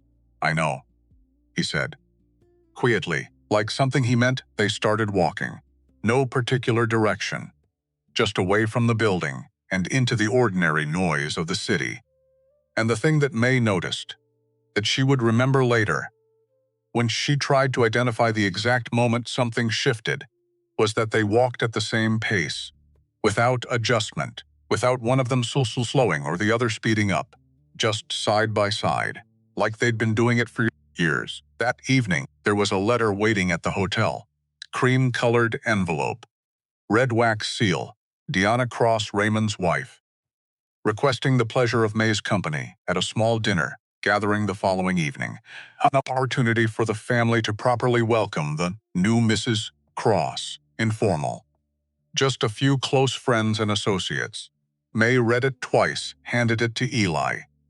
He read it, his jaw went tight. Just slightly. You don't have to go, he said. What happens if I don't? She tells everyone you're afraid of her. Or worse, that you're unsuitable. He set the letter down. She'll make it a story either way. The question is which story? May looked at the letter. Small dinner. A few close friends and associates. Which meant 40 people minimum, and every one of them positioned to carry something back. Tell me about Diana, she said, smarter than Raymond and better at hiding it. She'll ask questions designed to expose what she considers your deficits, education, background, social history. And what's the right response to that? Most people try to compensate, try to seem more than they are, which is exactly what she's expecting. Yes. May picked up the letter, folded it along its original crease. I'll go, she said. But I'm not compensating for anything. The dinner at the Cross residence was everything the Windsor Hotel was not. The Windsor was grand in the way that good hotels are grand, impersonal, designed for a rotating population of temporary residents, beautiful in a way that didn't belong to anyone specifically. The Cross residence was grand in the way that people's ambition is grand. Every object selected to tell you something about the owner's self-image. Every room arranged to produce a specific impression. May noticed all of it, noticed it and set it aside. 43 guests. She counted. Small dinner. The string quartet in the corner was playing something she didn't recognize. The food arriving in careful sequence. Oysters first, which she had never in her life encountered. The wine. In glasses that probably cost more than the Hale family had cleared in their last good year. Diana Cross appeared within moments of their arrival. 45, maybe. Still beautiful in the way that money helps preserve. Diamonds catching the gas lamplight eyes. Doing something that her smile was working very hard to hide. May, like they were already intimates. What an extraordinary dress. Not quite Denver fashion, but there's a certain character to it. I imagine you find all of this quite overwhelming. Not particularly, May said, though the oysters are new. I appreciate the experience. A pause so small you'd miss it if you weren't watching, of course. Diana's smile adjusted. And how are you finding mountain life? I imagine the isolation must be difficult for someone. The briefest pause. Accustomed to a different kind of community. I find the mountains clarifying, May said. Everything is exactly what it appears to be. The weather. The land. The people. She met Diana's eyes. I've found that refreshing. Vivian Ashford appeared at May's elbow. Like she'd been waiting for the right moment, Diana. She said. Warm, entirely neutral. Thank you for including me. May. She touched May's arm briefly. When you have a moment. I'd like to introduce you to someone. And just like that, she pulled May sideways into a different conversation. That was well-timed, May said quietly. I've been watching Diana Cross manage rooms for 15 years, Ashford said. I can tell when someone needs an exit, a pause. Though to be clear, you didn't need it. You were doing fine, I know, May said. But I appreciated it anyway. The dinner itself was an endurance event. Diana maneuvered. Gracefully. Questions that landed like accidents. Comments that were compliments with the compliment removed. Comparisons to other women. Unnamed, vaguely described, clearly more suitable. Meant to create a standard May could feel herself falling short of. May did not fall short, she answered directly. Not defensively. Not apologetically. When Diana asked about her education, she described it accurately. When another woman asked how she'd met Eli, she told the truth, a simplified version of the truth but truth. When Helena Birch, wife of a mining investor, asked breathlessly if it had been love at first sight, May said it was honesty at first sight. Which I've found lasts better. That got passed around the room in whispers for the rest of the evening, and then Ashford found her again, near the end, in a quieter corner. I'll say it plainly, Ashford said. I came tonight specifically to observe you. I wanted to see how you'd handle a room that was arranged against you. Not in a board meeting, where the rules are formal. In a social situation, where the rules are invisible. And I'm satisfied. She produced a calling card. I want to meet with you and Eli tomorrow morning. What I'm going to propose is, she considered, significant. But I think you're both ready for it. May took the card. What kind of significant, she said. The kind that changes what the next 10 years look like. Ashford closed her bag. Get some sleep, Mrs. Cross. Tomorrow is interesting. The hotel room was quiet when May finally got back. Ellie was at the desk with papers. He looked up when she came in. How bad, he said. Not bad, she said. Educational. They talked it through. Diana's maneuvering. Ashford's offer, what came next. And then May asked the question that had been sitting in her chest all evening. What made you decide to do it differently? The operation, the way you changed things from how your father ran them. He was quiet for a moment, not avoiding. Considering, my father was effective, he said finally. He was not a cruel man. But he was a man who believed that resources existed to be used, that the point of a forest was the timber in it, that the point of a worker was the labor in him. He set down his pen. I watched what happened to the land on the eastern slopes that we'd worked hardest, what it looked like afterward, and I thought that what we were doing was borrowing, and not intending to pay back. So you decided to pay back. I decided to change what we were taking in the first place.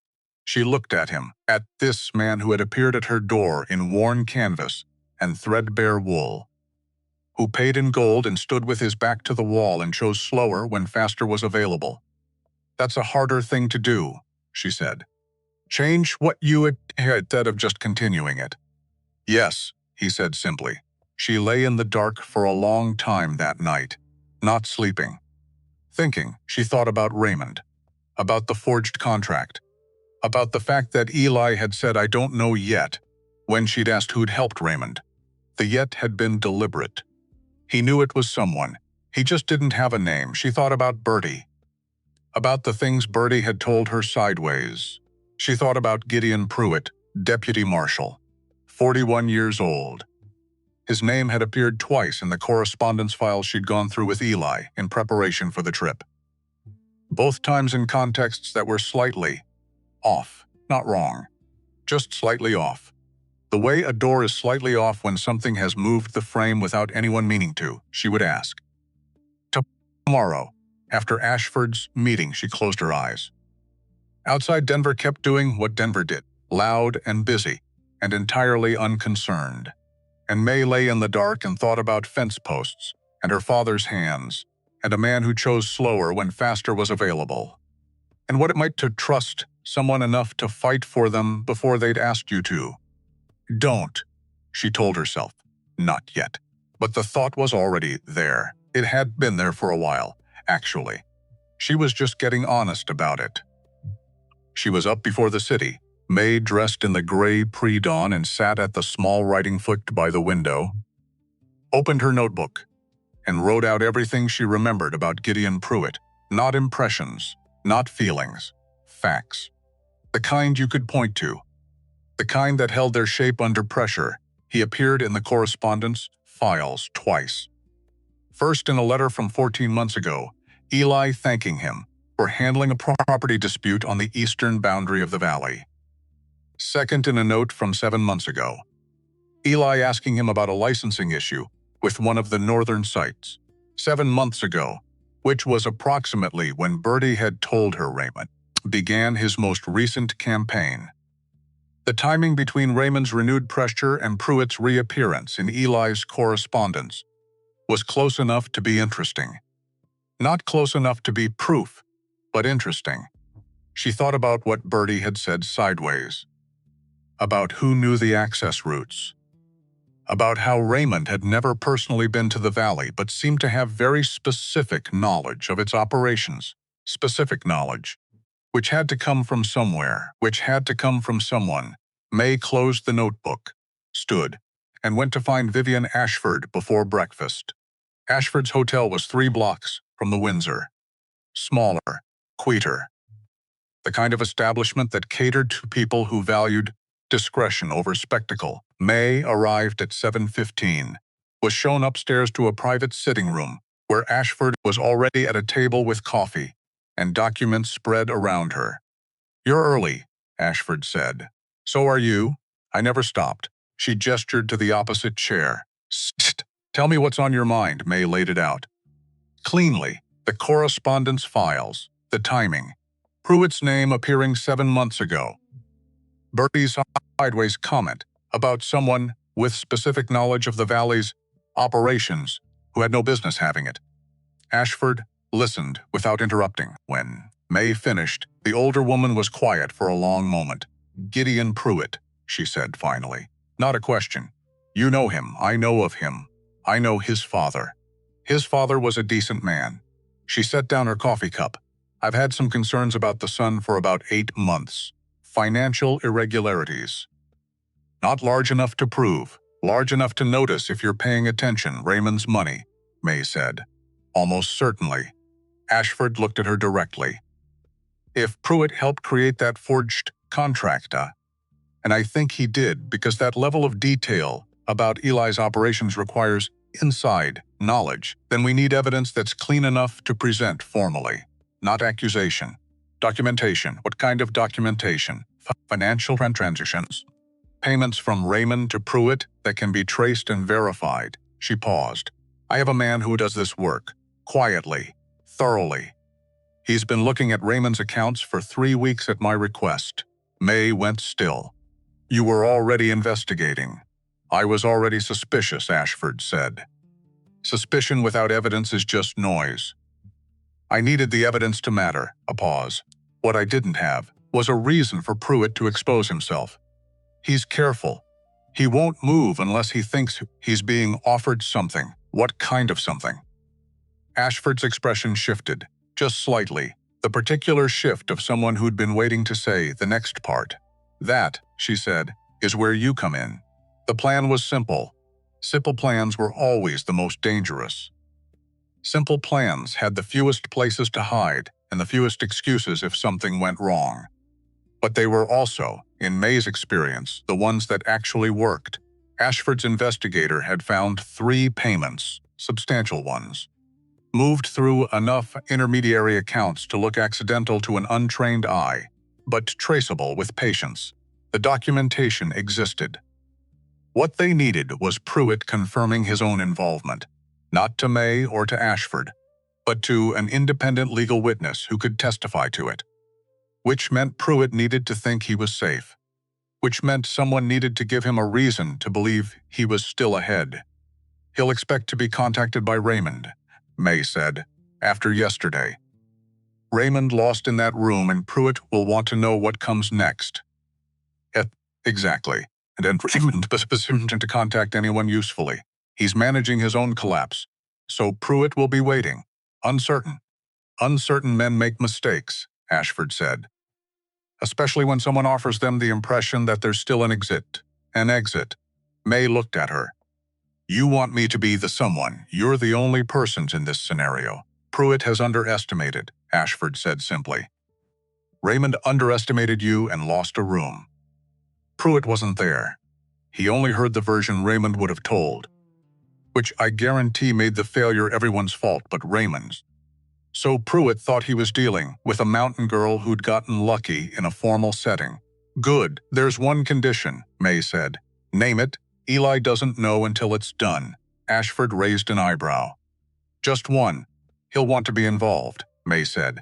And if he's involved, Pruitt will see it coming. Eli is. She paused, choosing. Eli is not subtle about people trying to protect. A pause. And you are, Ashford said. I grew up invisible, May said. People what they expect to see. I've been using that my entire life. Ashford looked at her for a long moment. Then she picked up her coffee. Drank it this time. All right, she said. Here's what we do. She told Eli she was spending the morning with Ashford, which was true. She did not mention the specific nature of what they were planning, which was selective.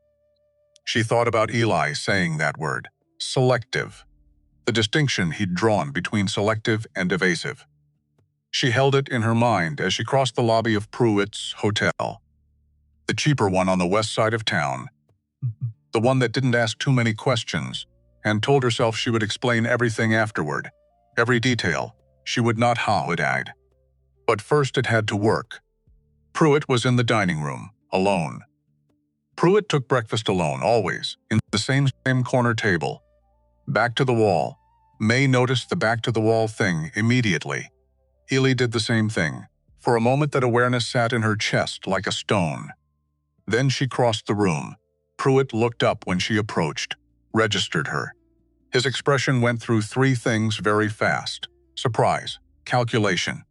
Something that wanted to be dismissive and couldn't quite commit to it because something in how she was walking told him dismissal might be a mistake. Mrs. Cross, he said. Mr. Pruitt. She sat down across from him without being invited. I thought Sash was speak. Privately. Before this gets any messier than it needs to be. A pause. I'm not sure what you think we have to discuss, he said. Careful. Raymond, she said. And what happens next for everyone involved? His eyes moved. just briefly. To the door, back to her. She let him look. Let him calculate. Raymond lost yesterday, she said. I imagine you know that. I heard something about the meeting. He lost completely. The investors are satisfied. The commissioner saw no grounds for intervention. She kept her voice level. Factual. Which means Raymond is going to need someone to blame for the failure.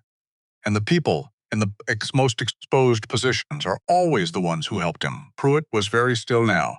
Good. I'm not sure what you're suggesting I know about Raymond's. 7 payments, she said quietly. Over 8 months. The most recent one 3 weeks ago. Complete silence. She held it. Didn't fill it. Her father had taught her that. The person who fills the silence first is the person who's more afraid of it. Pruitt was afraid of it. He started again. You can't prove, Mr. Pruitt. She leaned forward slightly. I'm not here to threaten you. I'm here because you helped someone create a document with my husband's forged signature on it, and I think you knew, somewhere, that it was going to go badly, and now it has gone badly. And only question is what position you're in when the formal investigation begins. He went white. Not pale. White, she kept her face neutral. Formal investigation was not a guaranteed thing. Not yet. But Pruitt didn't know what she knew and what she didn't, and uncertain men filled in the blanks with the worst version. What do you want? He said. Lo, I want the truth, she said simply. About the contract. About how it was made. About what Raymond asked you to do and when. And if I give you that, then you're the witness who came forward, rather than the accomplice who got caught. There's a significant legal difference between those two positions, she paused. I'm not your attorney, but I understand how these things tend to work. He looked at her, long she could see him weighing it. The mathematics of a person calculating which version of disaster was less disastrous. What he didn't know was that Ashford's legal representative was in the hotel, 2 tables over, nursing coffee. Appearing entirely uninterested in this conversation while hearing every word of it. What he didn't know was that the documentation Ashford had compiled was already in the hands of the territorial attorney's office. What he didn't know was that the investigation had already begun. May watched him decide. She watched the moment, visible if you knew how to look, when a person stops trying to find a way out, starts trying to find the least painful way through. The contract, Pruitt said, quickly. Tell me, she said, and he did. She came back to the Windsor at 10:30. Ely was in the sitting room, papers in front of him, cough going cold beside them. He looked up when she came in and something in her face told him immediately that something had happened. Where were you? He said. With Ashford. True. Mostly true. She sat down. And then I had a conversation with Gideon Pruitt. The silence that followed was its own kind of weather. You what? I spoke to Pruitt. Ashford's investigator had the financial documentation, the payments from Raymond to Pruitt, 8 months of them. I used that to get Pruitt to confirm his involvement to a legal witness this morning. She kept her voice steady. He confirmed everything. How the contract was made, Raymond's instructions, the timeline, all of it. Ashford's representative was present and has the full account. Pruitt will cooperate with the investigation in exchange for reduced exposure.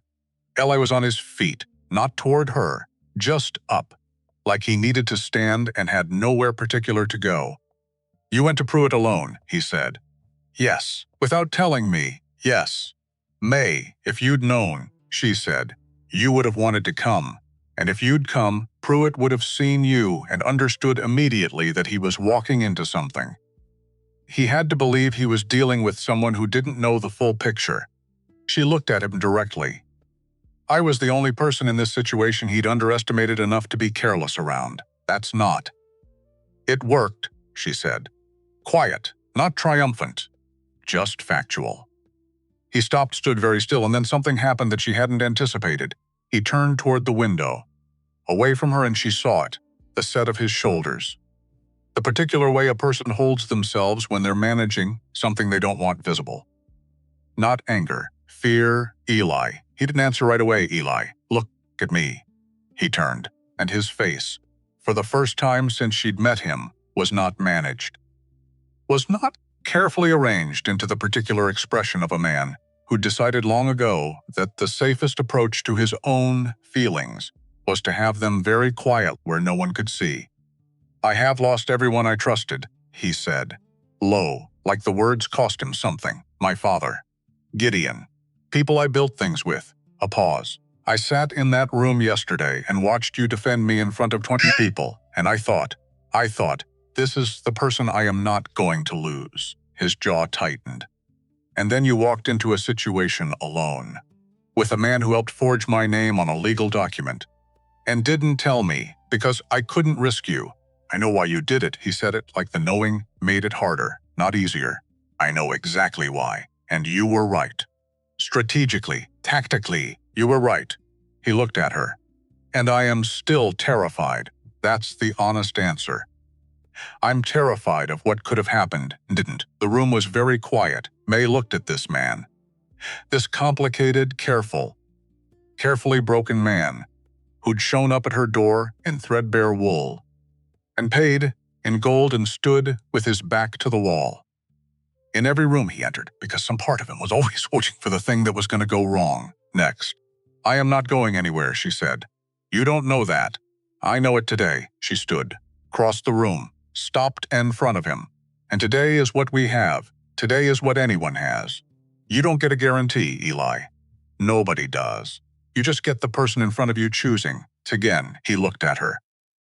Then, don't do that again, he said, without telling me first. I'll tell you first, she said. If you stop keeping me outside the walls, a long pause. The walls, he said. You know what I mean. He did. She could see that he did. That's a fair trade, he said finally, slowly. Like a man agreeing to something that frightened him and deciding the fright was worth it. Good, she said, and then, because she didn't know what else to do with everything that was sitting in her chest, and because her father had told her to be brave but not reckless, and she had decided that this particular moment was brave. Rather than reckless, she put her hand on his arm. Just that, just her hand on his arm. He looked down at it and didn't move away. The second meeting happened 2 days later, not in the territorial office, in a smaller room, a formal conference room in the attorney's building on Blake Street. Commissioner Aldridge again. The same 3 investors. Raymond's attorney conspicuously without Raymond because Raymond had been advised by his own counsel that attending was inadvisable. Pruitt's testimony was read into the record, all of it. May sat beside Eli and listened to Pruitt's account of what Raymond had asked him to do. The timeline, the payments, the specific afternoon, a Wednesday in late January. When Pruitt had spent 3 hours in Raymond's Denver study, practicing Eli's signature from samples Raymond had accumulated over years. The careful work of a man who'd convinced himself he was just doing a job and not building the foundations of his own destruction. The room was quiet. In light of this testimony, Aldridge said, and the corroborating financial documentation provided, I find no grounds to continue the governance review of cross-timber operations. Furthermore, I am referring the matter of document fraud and conspiracy to the Territorial Prosecutor's Office for formal review. Wells shook Eli's hand afterward. Brief, firm. My office will send over the renewal paperwork next week. I see no reason to delay. Blackwood caught May's eye from across the room and gave a small nod. And Vivian Ashford, the last to leave, stopped in front of both of them. I'd like to come to the valley, she said. For the consultation I mentioned, I want to see the operation in person before I finalize what I'm going to propose. You're welcome anytime, Eli said. Ashford looked at May. I should tell you both, and I mean both of you specifically, that what I'm going to propose involves 2 separate agreements. One with Eli regarding the timber consultation, and one with you directly. She looked at May with the directness of a woman who'd spent decades being taken less seriously than she should have been, and had stopped accommodating it. Your agreement will be your own terms.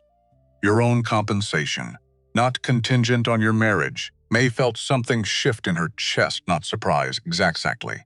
Something larger than surprise. The particular sensation seen accurately by someone who had no obligation to look. I'll be there, May said. They left Denver 2 days later. The same route back, north and up. The city falling away behind them and the mountains rising ahead, and the particular quality of the air changing as they climbed, thinning, sharpening, becoming the air she'd been breathing for weeks now, and had already started to think of as simply air. They rode at the same pace. Side by side where the trail was wide enough. Single file where it narrowed. May didn't look back, not because she was avoiding it, because there was nothing behind her that she needed to hold on to. Her mother would come in spring. She'd already written the letter. Helen Hale deserved the valley. Deserved to see what her daughter had what her daughter was building. On the second afternoon, high in the pass, where the trail narrowed to its most treacherous point, and the drop fell away sharp to the left, Eli's horse stumbled, not badly, not dangerously, just a hoof on a loose stone, a shift, a recovery that was smooth and immediate. But May was right behind him, and she felt her own heart contract in the half-second before the recovery happened. "You're all right," she said. "Not a question, fine," he said. "Just a loose stone." They kept moving. But she noticed, for the first time, that she'd reached for her reins tighter, without deciding to, that her body had responded to his stumble before her mind had caught up. She sat with that for a moment. Didn't say anything about it.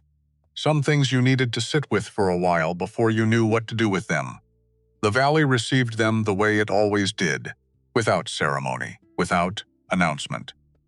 Just there, suddenly, as you came around the last curve of the descent, the lodge on its rise, smoke from the workshop chimney, the creek catching the late afternoon light, the horses in the south paddock lifting their heads and then going back to the grass. Wren nickered when she saw the stable. May patted her neck. "I know. Me too." Declan met them in the yard, took a look at their faces, both of them, and made the assessment of a man who'd worked for Eli long enough to read the weather of a situation without needing it explained. "Go well," he said. "Go fine," Eli said. Declan nodded once. He took the horses and they walked to the lodge. Bertie had dinner on the table. She looked at May when they came through the door, one long look. The kind that inventoried a great deal of information very quickly. Bertie made a sound that meant several things at once, none of which required elaboration, all of which were warm. Then quietly, so only May could hear, "I knew it would be you. Didn't know your name yet. But I knew it would be someone like you." May looked at her. Bertie had already turned back to the stove. She put food in front of them and left them to it. They ate in the particular succulence of people who are tired in the good way, tired from actual work, actual effort, actual things that mattered. Outside, the valley sounds, wind in the pines, the creek. An owl starting up in the east trees, the sound of it moving across the dark. May thought about the ledgers in the office, about the 5 operations on the map she hadn't seen, about Ashford's proposal, which would ask her to be something specific and her own, and not contingent on her marriage, about what it meant to have a plan. For a future. Building rather than surviving. She thought about her father. Be brave, May. But not reckless, she thought. Papa, I think I'm getting the balance right. The letter came 3 weeks after they returned. Spring was beginning in the valley, tentative, cautious, the way spring always is at altitude. Patches of green appearing in the south-facing slopes. The creek running higher and faster from the snowmelt. The letter was from her mother. 3 lines in her mother's handwriting. Careful and shaky in the way that people's hands get when they're writing something they've been postponing. Your father passed on the 11th, in his sleep.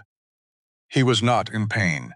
He asked me to tell you he was proud, not because of where you are, because of how you got there.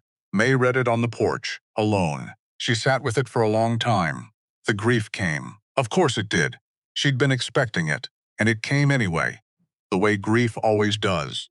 larger than the anticipation of it, shaped differently.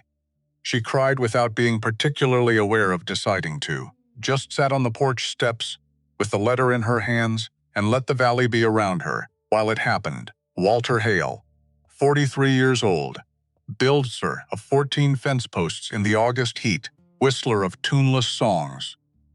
Man who'd taught her that capable people are safer than dependent ones, that a contract works both ways, that looking back never helped anyone. Man who died, knowing his daughter was standing on her own feet.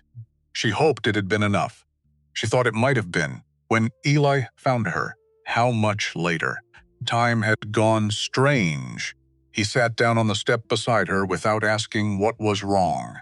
She showed him the letter. He read it, handed it back. "I'm sorry," he said. The plain kind of sorry. The kind that doesn't try to do more than it is. "He knew I was all right," she said. "He knew before he went." "Yes. That matters to me. I know it does." They sat on the steps for a while. The valley going about its business around them. Life continuing to be life. "I want to bring my mother here," May said. "In the spring. When the pass is clear, I'll send Declan to meet her," Eli said. "She'll argue about the help. Tell her it's for the horses, not for her." "She can argue about that instead." May almost laughed. The almost was enough. "There's something else," she said. "Tell me." "I've been thinking about Ashford's proposal. She wants me to help her assess operations. Not just timber. Mining, land management, other industries. The perspective of someone who's looked at these questions from the side that doesn't have the money. That's a real skill," Eli said. "I know it is." She looked at him. "I want to take it. As my own arrangement, my own work." "Yes," he said. "Simple, immediate. You don't need to think about it?" "No," he met her eyes. "You've been doing this work since you got here. You just haven't had a name for it or been paid for it. Both of those things should change." She looked at him for a moment. "You're very easy to agree with when you're being reasonable," she said. "I'll try to be reasonable more consistently. I'll hold you to that." Vivian Ashford arrived in late April with 2 assistants, a cartographer, and enough surveying equipment that Declan looked at the pack horses with the expression of a man recalibrating his afternoon plans. She stayed for 8 days. May showed her the timber operations, not as a tour guide but as someone who understood what she was looking at and why it mattered. She walked Ashford through the harvest rotation system, the regeneration data, the worker management practices, the cost analysis of sustainable versus extractive approaches, over 15-year and 30-year projections. On the 5th day, Ashford laid out 2 formal proposals on the table between them. Eli's, a consulting arrangement advising on timber management practices for 2 of her mining operations. May's, a broader role, a formal position as operational assessor, visiting Ashford's various enterprises and producing reports on the human and structural systems she found. The things that couldn't be captured in financial statements. The things that required knowing how to look. "What you did in Denver," Ashford said to May directly, "the way you read Pruitt, the way you read the room at the stakeholder meeting, the way you read Diana Cross's dinner." She paused. "That's not strategic thinking in the formal sense. That's something older and more practical. You know what's real and what's performed. Most people who've grown up with money can't do it. They've been insulated from the consequences of getting it wrong." "I haven't been insulated from anything," May said. "No. And that's your advantage." Ashford looked at the proposal on the table. "I want to use that advantage. Formally. With compensation that reflects its actual value." May looked at the number at the bottom of the proposal, looked at it twice, because her brain kept trying to make it smaller than it was. "That's." She started, Ashford said. May picked up the pen, signed. Summer came to the valley in its own time, unhurried, sure-footed. The way Wren moved through terrain she trusted. The snow retreated to the highest peaks and stayed there. The gardens Declan's crew had planted in April came up green and insistent. The creek dropped to its summer level, still strong, still cold, but less urgent about it. Helen Hale arrived on a Tuesday in early June. Declan met her at the lower pass with 2 horses, and enough patience for a woman who insisted she didn't need help with her own bags, and then accepted help with her own bags after 3 minutes. He brought her up through the last of the narrow trail and into the valley, and she stood where May had stood 8 months ago, at the last curve with the Vallacy spread below. May was on the porch when they came down the slope. She watched her mother's face. She watched her mother's face. Watched the particular expression of someone who'd been managing their expectations very carefully and having them exceeded anyway. Helen got off her horse, looked at the lodge, at the workshop, at the gardens, at the mountains on all 4 sides, pressing in with their enormous different permanence. Then she looked at May. And May went down the steps and her mother grabbed her the way mothers grab daughters they've been worried about for 8 months. Hard. Both arms. The particular grip of someone who needed to verify through touch that the person was real and solid and present. "You didn't tell me," Helen said into May's shoulder. "I told you enough. You told me practically nothing. I told you I was well. That was true." Her mother pulled back, looked at her face, the way mothers do, reading everything that's been happening in the absence of letters. Helen looked at her for a long time. "You're happy," she said, like she was still deciding whether to believe it. May paused, chose the honest answer. "I'm building something, and it's mine. And that makes me the happiest I know how to be." Helen looked past her, to where Eli had come out onto the porch, stood at the top of the steps, waiting to be introduced. She studied him the way she'd studied everything for 50 years, thoroughly. Without rushing, "That's him," she said. "That's him. He's taller than I expected. He is. He looks like someone who doesn't say unnecessary things. He really doesn't." Helen made a sound. "Good. I've had enough of people who say unnecessary things." She picked up her bag and started toward the steps. "Well, introduce me. And then I want to see the garden." Declan told me about the garden. Ellie came down the steps, and Helen Hale, who had sent her daughter into the mountains with a stranger and prayed about it for 8 months, looked at Eli Cross, the way she looked at everything she needed to understand. He met it. Didn't look away.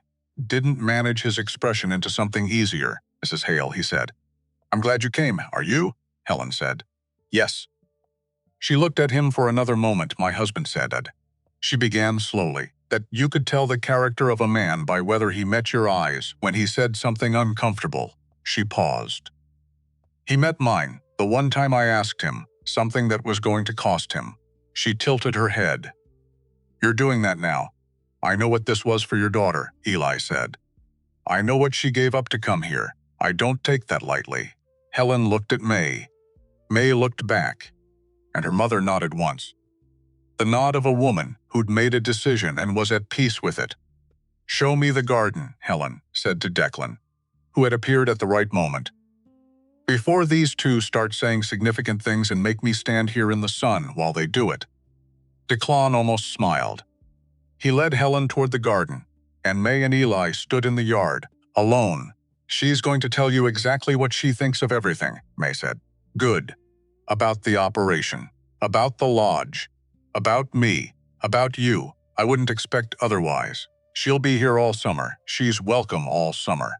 May looked at him, at this man, this complicated, careful man who'd appeared at her door in worn canvas, and paid in gold and offered her a contract and chose over and built something in a valley that no map showed and never asked anyone to see him as more than what he was.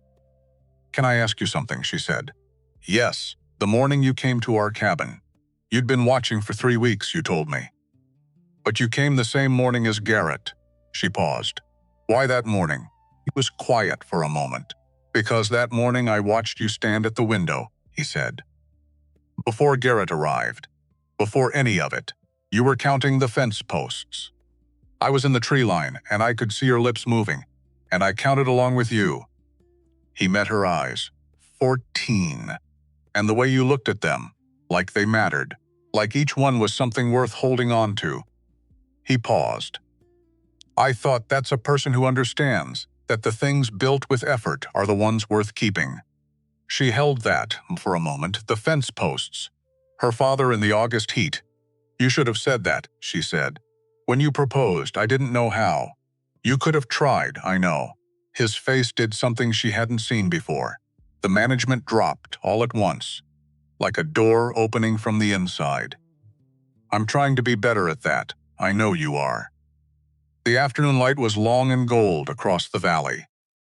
The kind of light that made everything look like it had always been there. Like it had always been exactly this and nothing else. May took one step closer, and then another, and he didn't step back. She put her hand against his chest, felt his heart, faster than she expected, faster than his face was showing. He was better at the face than the heart. She noted that. Kept it close. "I choose you," she said quietly. "I want you to know that, not because of the contract, not because of what you have or what you built, because of how you look at 14 fence posts and understand why they matter." She paused. "That's what I'm choosing." He put his hand over hers. "Against his chest, I know," he said. "And then, I choose you too. I chose you the moment you said still a lie and didn't take back the words to make me feel better," she laughed. "A small one. Real, terrible romantic moment to remember," she said. "It's the one I have. I'll take it." And he kissed her. Properly, without the reserve of a man managing distance. The kind of kiss that has weeks of careful restraint behind it and doesn't apologize for that. The valley went about its business around them, the workshop, the creek. Helen's voice from the garden telling Declan something emphatic about tomato steaks. Wren in the paddock standing in her patch of sunlight. Autumn came. Then winter, then spring again, and this time May recognized the signs earlier. The particular quality of the melt, the way the creek changed its voice, the way the birds returned in a sequence she'd learned to read. She had learned the valley the way her father had told her to. Better than anyone, in some ways. Better than men who'd been here for years because she'd arrived without assumptions and had seen it clear. Ashford came twice more. The consulting work had expanded. May's reports, she wrote them herself, in the careful, precise handwriting she'd taught herself from her grandmother's letters, were being read by people she'd never met in cities she'd never seen. They changed things. Small things, then larger ones. The way a particular mining operation treated its injured workers. The way another restructured its seasonal labor agreements. Not everything, not all at once, but something. The training program was Eli's idea. May's design. A pact with callous palms. A formal apprenticeship for workers from struggling settlements. The kind of background she'd come from. The kind where intelligence and capability went undeveloped. Because there was no pathway to develop them. 10 workers, the first year. 17 the second. Learning not just timber work, but the mathematics behind it. The planning, the management, one of them, a girl of 19 from a settlement 3 mountains over, reminded May so much of herself at that age that she found it difficult to look at her directly sometimes. The same jaw, the same careful watching, the same math running constantly behind the eyes. She gave her the good assignments, made sure she understood why. She wrote to the girl's mother, said, "She is the smartest person here. Make sure she knows it." On a morning in late autumn, May stood at the window of the lodge. The same window, the same view, but not the same. Never the same twice.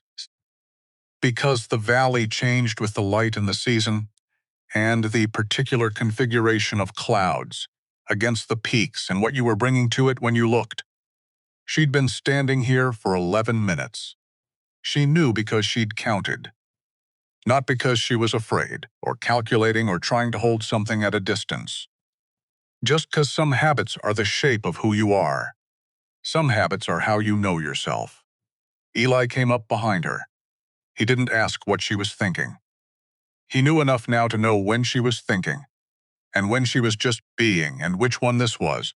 "My mother wants to plant more in the East Garden next spring," May said. "She's made Declan draw her a plan. It's ambitious. She's ambitious. She comes by it honestly." May turned her head, just slightly, enough to see his profile.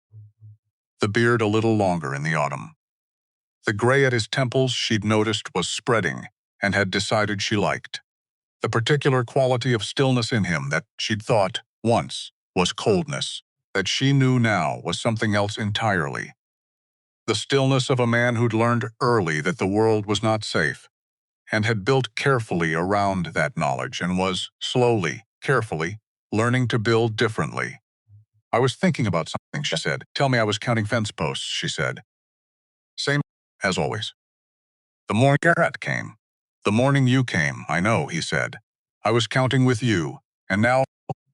She looked out at the valley, the workshop smoke, the south garden, the horses moving in the paddock, the crew coming in from the north slope for the midday meal. Her mother's voice from somewhere inside, telling the cook something with the particular authority of a woman who'd been running a household longer than the cook had been alive. Now, when I count things, it's different. I'm not counting what's left. I'm counting what's been built. He put his hands on her shoulders, not pulling her back, just there. Present. How many? He said. She looked out the window, counted, the fence posts around the paddock that Declan's crew had built last spring. The garden rows her mother had organized. The new apprentice workshop. The creek channel that had been cleared and reinforced. The training program with its 17 workers. The letters she'd sent. The reports that had changed things. The woman in the East Mountain settlement who was managing her own household accounts. Now, because May's report had led to a payment structure that made that possible, 14 was a child's number. These were too many to count. More than I can keep track of, she said, his hands on her shoulders, solid and present. Good, he said. She leaned back, just slightly, into the warmth of him, and the valley went on being what it was. Hidden from anyone who didn't know to look, visible to everyone who did. Built by people who understood that the things worth having are the things you build with your hands and your choices and the long, patient work of someone capable of keeping them. Outside, Wren stood in the paddock in her patch of sunlight, not going. Exactly. Where she meant to be, $340. That was where it started. Not with love, not with grand gestures. With a number on a piece of paper and one honest choice made by a woman who had nothing left to lose except herself. She hadn't lost herself. That, in the end, was the whole of it.